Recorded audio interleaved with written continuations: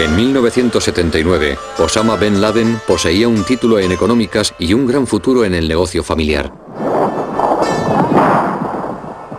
Pero abandonó su hogar y su futuro para comprometerse en una guerra santa.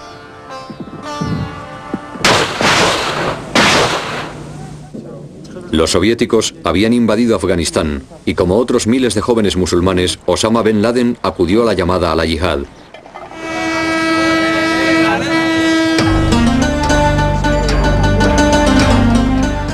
Bin Laden se dirigió a Peshawar, una ciudad situada en la frontera de Pakistán.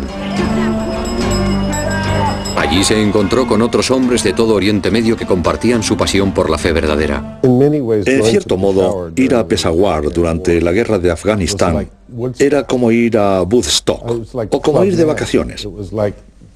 Si eras un joven musulmán respetable con medios para comprarte un billete de avión o con alguien que te lo pagara y no ibas a Peshawar, es que te pasaba algo. Pero el conflicto afgano no era simplemente una guerra de religión. También era una batalla dentro de la Guerra Fría. A pesar de no apoyar directamente a Osama Bin Laden, la CIA buscaba el mismo fin, la derrota soviética. Y los afganos agradecieron la ayuda americana. Los afganos estaban desesperados.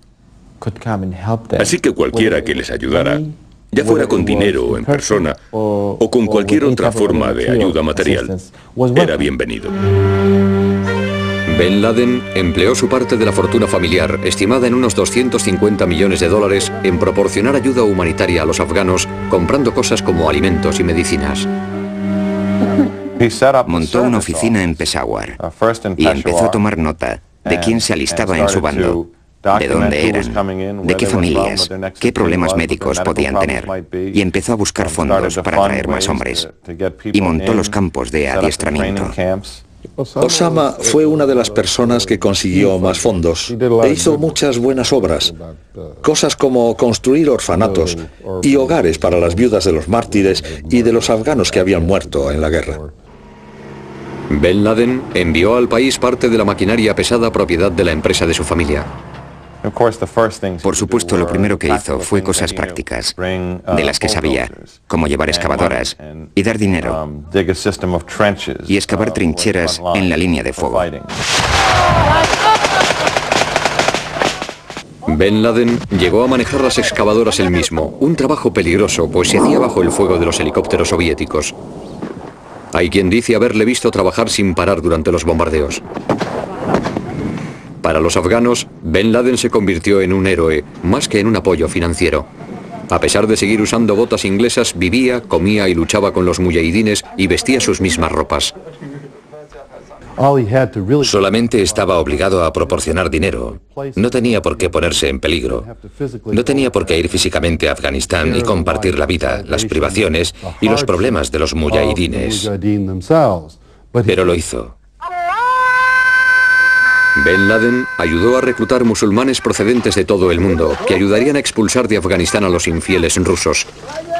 Pagó el viaje a numerosos voluntarios y los entrenó en un campamento montado por él mismo.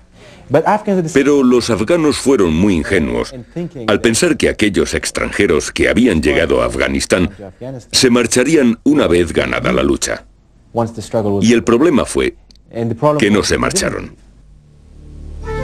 Durante la guerra, Bin Laden trabajó con el jeque Abdullah Azzam, su antiguo profesor de universidad y consejero espiritual.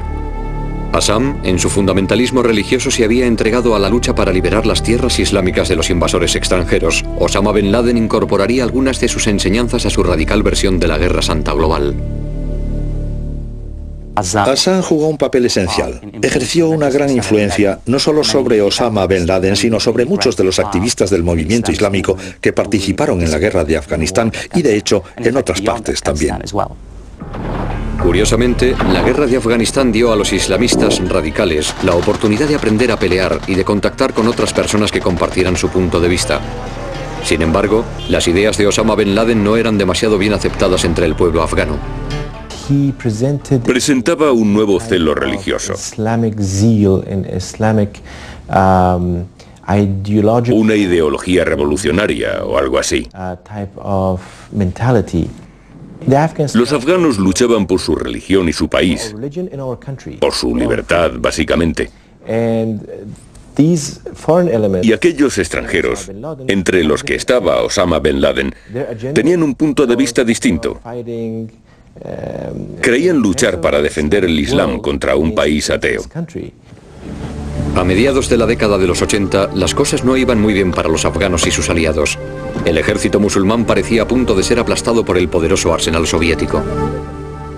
بفضل الله سبحانه وتعالى خضنا معارك شرسة جدا مع الروس ويكفي أن أذكر أنها مع الروس والغرب عموما يعرف الوحشية والقسوة اللانهائية عند الاتحاد السوفيتي فاستخدموا معنا الغازات السامة. En 1986, los Estados Unidos enviaron misiles Stinger que serían usados contra los bombarderos y helicópteros rusos. Aquello ayudó a cambiar el curso de una guerra que todavía duraría otros 3 años. En 1988, Osama poseía una gran base de datos de combatientes muyahidines y partidarios.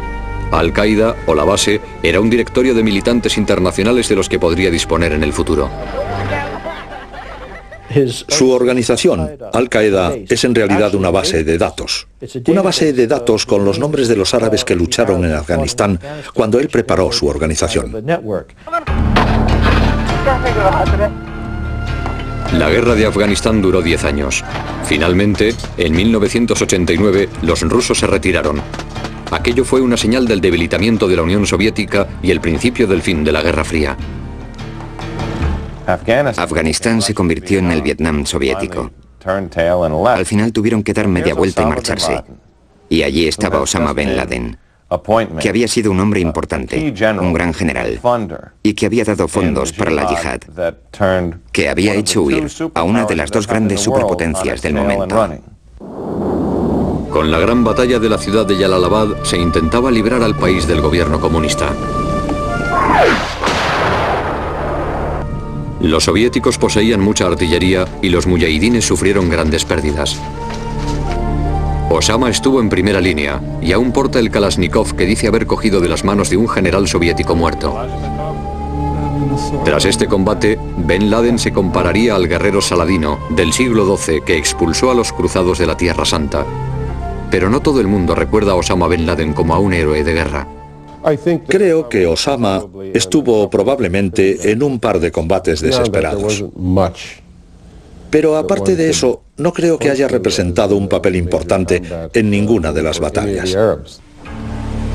La batalla de Jalalabad marcó el fin de una década de luchas.